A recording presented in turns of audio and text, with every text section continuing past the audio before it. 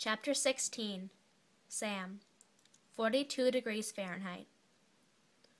I woke up in a rush. For a moment, I lay still, blinking, trying to determine what had woken me. The events of the previous night rushed back to me as I realized it wasn't a sound that had woken me, but a sensation.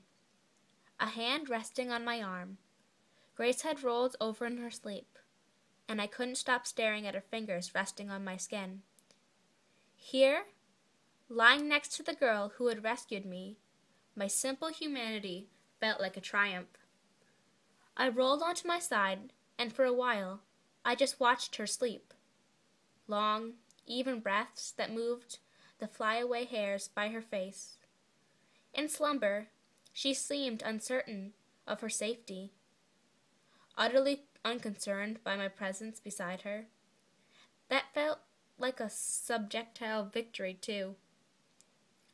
When I hear her father get up, I lay perfectly still, heart beating fast and silent, ready to leap from the edge of the mattress in case he comes to wake her before school.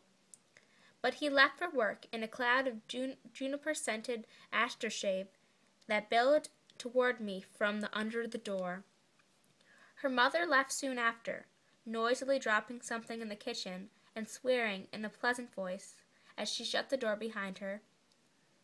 I couldn't believe they wouldn't glance into Grace's room to make sure she was alive, especially considering they hadn't seen her when they came home in the dead of the night. But the door stayed shut. Anyway, I felt foolish in scrubs, and they were useless to me in this awful in-between weather, so I slipped out while Grace slept. She didn't even stir as I left. I hesitated on the back deck, looking at the frost-tripled blades on the grass. Even though I'd borrowed a pair of her father's boots, the early morning air still bit at the skin of my bare legs and ankles beneath the rubber. I could almost feel the nausea of the changing rolling over in my stomach. Sam, I told myself, willing my body to believe.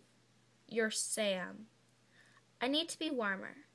I retreated inside to find a coat. Damn this weather. What happened to summer? It's an overstuffed closet that smells of stale memories and mothballs. I found a puffy, bright blue jacket that made me look like a blimp and ventured out into the backyard with more confidence. Grace's father had feet the size of a yeti, so I trampled it into the woods with all the grace of a polar bear in a dollhouse. Despite the chilly air that made ghosts in my breath, the woods were beautiful at this time of year, all bold, primary colors, crisp leaves and startling yellows and reds, bright culinary sky. Details I never noticed as a wolf. But as I made my way towards my stash of clothing, I missed all the things I didn't notice as a human. Though I still had heightened senses, I couldn't smell the many subtle tracks of animals in the underbrush, or the damp poise of the warmer weather later in the day. Normally I could hear the industrial symphony of cars and trucks on the distant highway and detect the size of speed of each vehicle. But now all I could smell was the smokiness of autumn, its burning leaves and half-dead trees. All I could hear was the low, barely audible hum of traffic in the distance. As a wolf, I would have smelled Shelby's approaching long before she'd come into sight. But not now. She was nearly on top of me when I got the feeling that something was close. The tiny hairs on my neck stood at attention, and then I had an uneasy sense that I was sharing my breath with someone else. I turned and saw her, big for a female, white coat ordinary and yellowish in this full daylight. She seemed to have survived the hunt without so much of a scratch. Ears slightly bent back, she observed my ridiculous apparel with a cocked head. "Shh," I said, and then I held up my hand, palms up, letting what was left of my scent waft towards her. "It's me." Her muzzle curled in distance, and she backed slowly away, and I guess she recognizes Grace's scent layered on top of mine. I knew I did. Even now, her spare soapy aroma clung to my hair, where I'd lain on her bed, to my hands, where she'd held it. Wariness flashed in Shelby's eyes, mirroring her human expression. This was how it was with Shelby and me. I couldn't remember a time when we hadn't been subtly at odds. I clung to my humanity, and to my obsession with Grace, like a drowning man. But Shelby welcomed the forgetting that came up with her lupin skin. Of course, she had plenty of reasons to forget. Now in these September woods, we regarded each other. Her ears tripped towards me and away, collecting dozens of sounds that escaped my human ears, and her nostrils worked, discovering where I'd been. I found myself remembering the sensation of dried leaves beneath my paws and the sharp, rich, subtly heavy scent of the autumn woods when I was a wolf. Shelby stared into my eyes. A very human gesture, considering my rank in the pack was too high for wolves other than Paul or Beck to challenge me like that. And I imagined her human voice saying to me, as it had so many times before, "Don't you miss it?" I closed my eyes, shutting out the viciousness of her gaze and the memory of my wolf body. Instead, I thought of Grace, back at the house. There was nothing in my wolf experience that could have compared to the feeling of Grace's hand in mine. I immediately turned through over my head, creating lyrics. You're the change of my skin, my summer, winter, fall. I spring, I follow you. This loss is beautiful. And the second it took me to compose the lyrics and imagine my guitar riff that would go with it, Shelby had vanished into the woods, soft as a whisper. That she could disappear with the same smile, silent stealth as she had arrived with reminded me of my vulnerable state, and I clumped hurriedly to the shed where my clothing was stashed. Years ago, Beck and I had dragged the old shed, piece by piece, from his backyard to a small clearing deep in the woods. Inside were a space heater, a boat battery, and several plastic bins with names written on the side. I opened the bin marked with my name and pulled out the stuffed backpack inside.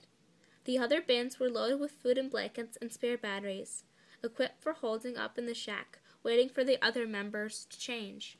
But mine contained supplies for escape. Everything I needed here was designed to get me back to humanity as quickly as possible, and for that, Shelby couldn't forgive me. I hurriedly changed into my several layers of long-sleeve shirts and a pair of jeans and traded Grace's father's older-sized boots for wool socks and my scuffed leather shoes, getting my wallet with my summer job money in it and stuffed everything left over into my backpack. As I shut the shed door behind me, I caught dark movement out of the corner of my eye. "Paul?" I said, but the black wolf, our wolf pack leader, was gone. I doubt he even knew me now. To him, I was just another human in these woods. Despite my vaguely familiar scent, the knowledge, a kind regret somewhere in the back of my throat. Last year, Paul hadn't become human until the end of August. Maybe he wouldn't change at all this year.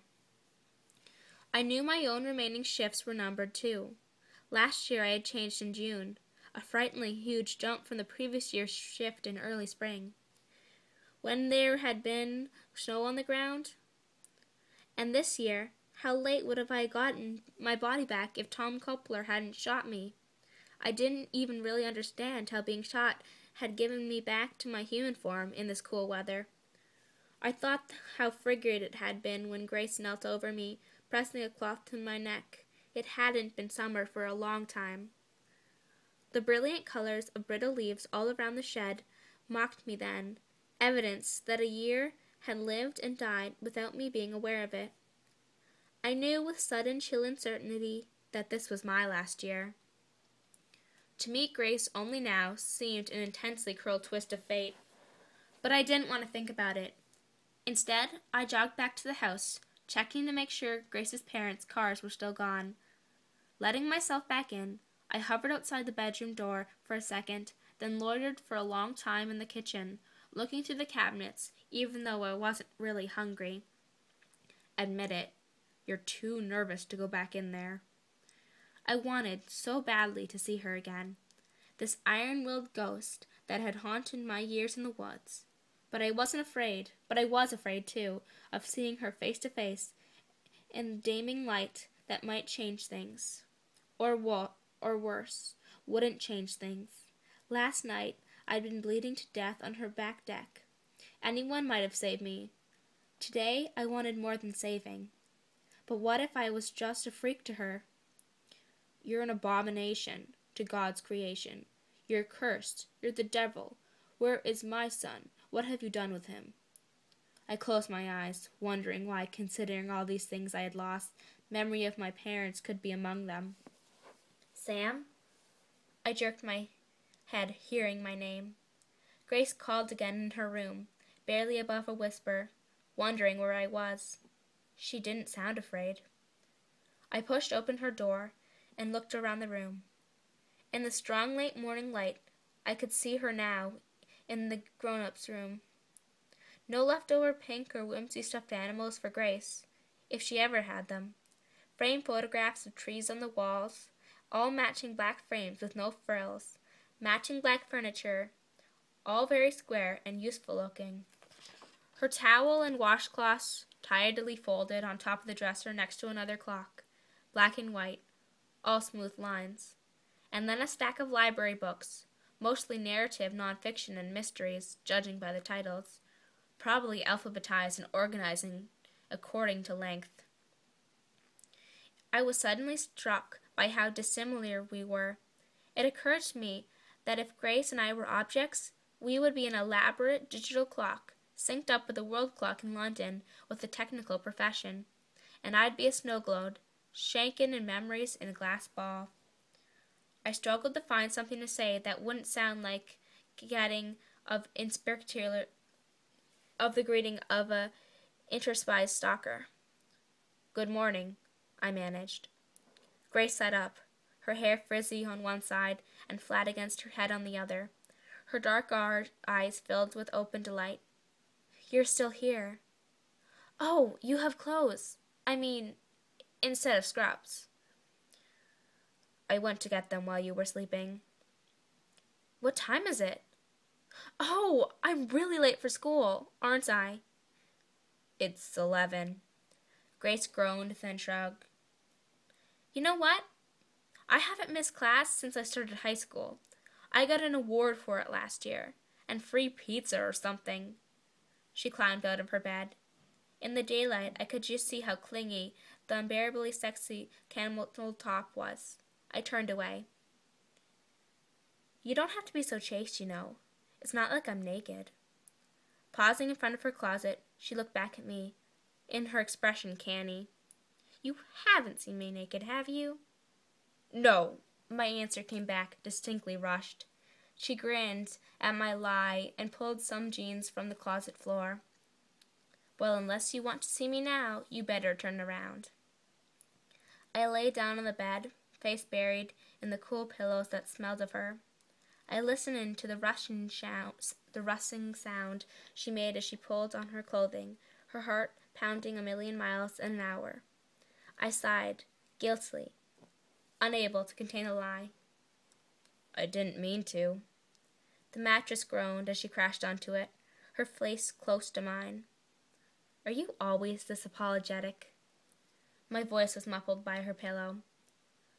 I'm trying to make you think I'm a decent person. Telling you I saw you naked while another species doesn't help my case. She laughed. I'll grant you this leniency, since you pulled up the blinds. There was a long silence, filled with 1,000 unspoken messages. I could hear her nervousness, fairly wafting from her skin, and I could hear her fast beat of her heart carried through the mattress in my ear. Then I could have been so easy